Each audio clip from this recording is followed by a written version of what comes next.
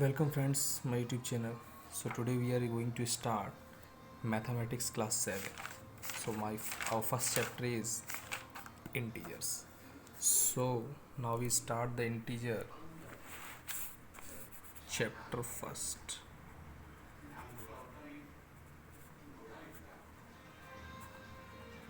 Integers. So what is integer? First of all, we know about the integer. So we write the define integers. The numbers both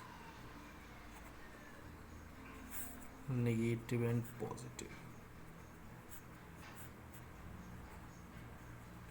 are represent on number line. वो दोनों number जो negative और positive होते हैं उनको हम number line पर represent करते हैं, वही इंटीजर होते हैं. जैसे कि 0 मिडिल में 1 2 3 4 पॉजिटिव है और ये नेगेटिव और सो ऑन. इसके आगे इंटीजर से रिलेटेड कुछ प्रॉपर्टीज़ हैं. Properties of integers. First of all ये जो प्रॉपर्टीज़ हैं, जैसे कि फर्स्ट है क्लोजर प्रॉपर्टी.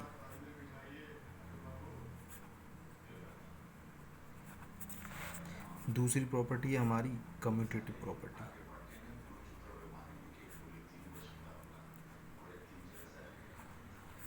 थर्ड है हमारी एसोसिएटिव.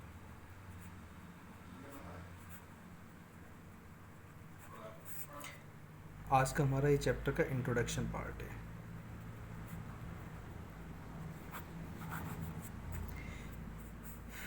Associative property. फोर्थ होगी हमारी additive identity.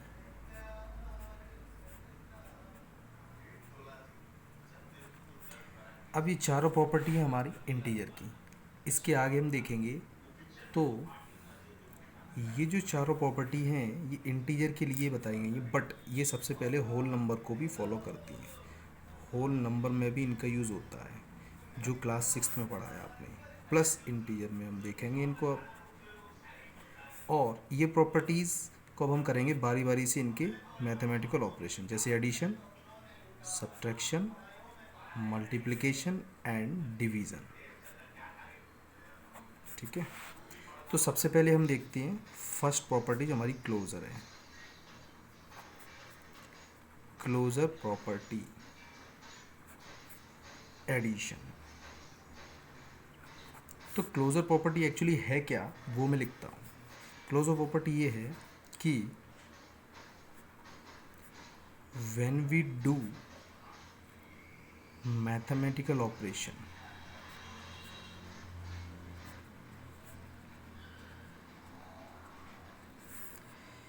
like addition, subtraction, multiplication, division with integer.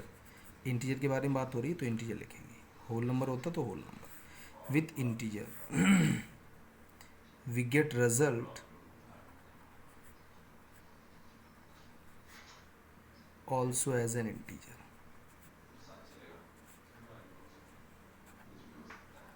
तो इसका मतलब क्या हुआ? इसका मतलब ये हुआ कि अगर हम कोई भी इंटीजर को दो इंटीजर लेते हैं, उनके साथ हम उनके मैथमेटिकल ऑपरेशन करते हैं, जैसे कि एडिशन, सब्ट्रैक्शन, मल्टीप्लिकेशन, डिवीज़न, तो हमें आंसर में वही इंटीजर ही मिलना चाहिए.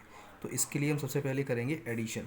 एडिशन के लिए हम देखते हैं कि हमारे पास एग्जाम्पल लेके, फर्स्ट हमारा एग्जाम्पल है, चलो हमने लिया -3 एक इंटीजर है.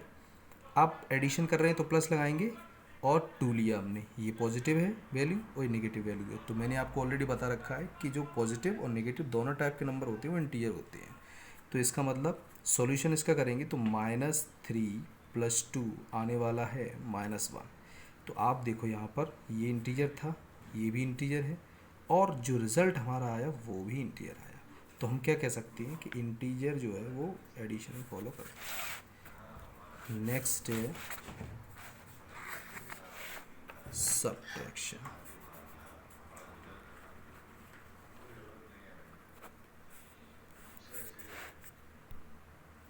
सब्ट्रैक्शन के लिए एग्जाम्पल, -3 माइनस लगाया और 2 लिया हमने पॉजिटिव, ये दोनों नेगेटिव, -3 -2 विल बी द -5। ठीक है, तो ये हमारे इंटीजर हैं, ये भी इंटीजर हैं और रिजल्ट भी हमारा इंटीजर ही आया। तो इसका मतलब हम कह सकते हैं कि क्लोजर प्रॉपर्टी सब्ट्रैक्शन को फॉलो करती है। थर्ड कंडीशन है मल्टीप्लिकेशन।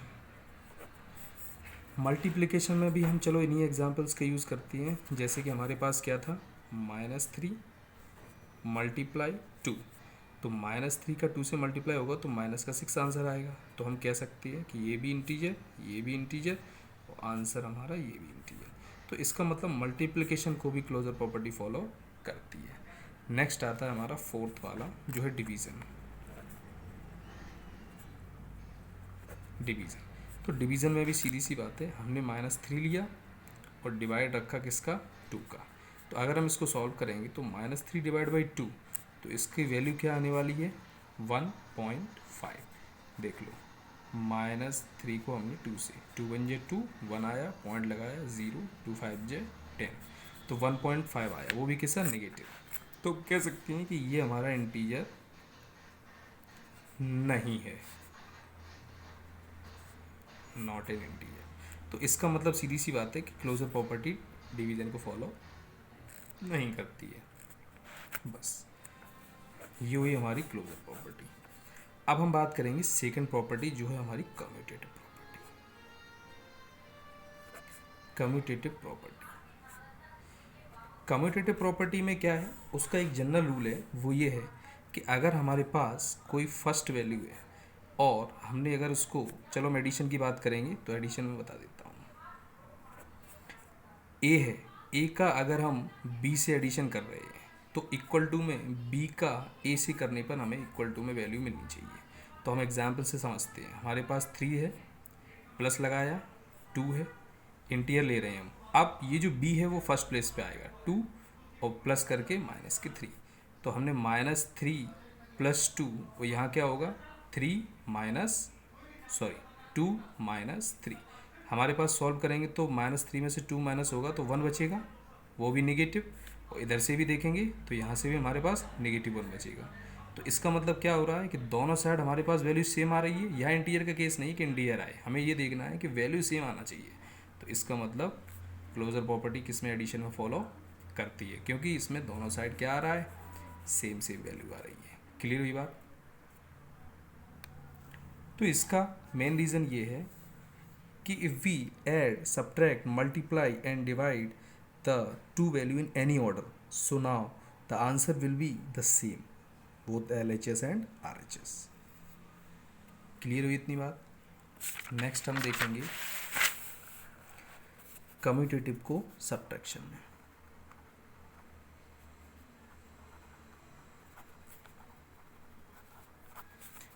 तो हमारे पास क्या है, -3। अब यहाँ पर सबसे पहले मैं लिख लेता हूँ a minus B is equal to B minus A. तो a की वैल्यू क्या है, -3, b की वैल्यू क्या है, +2, और यहाँ पर a की वैल्यू क्या है, b की वैल्यू 2 पॉजिटिव, माइनस a की वैल्यू -3। तो हमने देखा -3 -2, 2 + 3, तो यहाँ पर हमारे पास क्या आने वाला है, -5 इक्वस टू, यहाँ कितना आया, 5। क्या ये दोनों इक्वल है, नो, बिकॉज एक वैल्यू नेगेटिव है, एक वैल्यू पॉजिटिव है, तो ये दोनों इक्वल नहीं है। तो हम कह सकते हैं कि सब्ट्रैक्शन में ये फॉलो नहीं करती है। ठीक है, ये लिख भी सकते हो आप, इट नॉट फॉलोज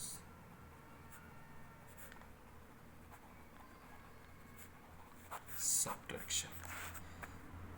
अब हम देखते हैं कम्यूटेटिव किस में, मल्टीप्लिकेशन में। तो सबसे पहले हमने देखा कि a multiply B equal to क्या होना चाहिए, b मल्टीप्लाई ए। ए हमारा -3 है, 2 है, 2 है, -3 है, तो -6 आएगा, यहाँ भी -6 आएगा। Yes, it follows multiplication. Clear हुई बात। डिवीज़न भी देख लेते हैं।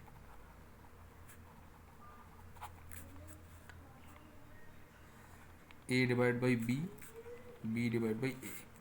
तो यहाँ पर हमारे पास -3 था, हमने यहाँ डिवाइड रखा किसका, 2 का। चलो यहाँ देखते हैं 2 डिवाइड बाई -3। अगर हम डिवाइड करेंगे तो 1.5 आएगा नेगेटिव। यहाँ डिवाइड करेंगे तो हमारा ऐसा 1.5 तो नहीं आने वाला क्योंकि 2 3। तो हमने किया, सबसे पहले पॉइंट लगाया, 0 किया, 3 6 18 19 20, फिर से 6, तो 0.666 ऐसे बार लगा दो क्योंकि ये 666 रिपीट होता रहेगा बार बार। तो इसका मतलब कह सकते हैं कि ये दोनों चीज़ें इक्वल नहीं है, तो ये डिवीज़न को फॉलो नहीं करती है।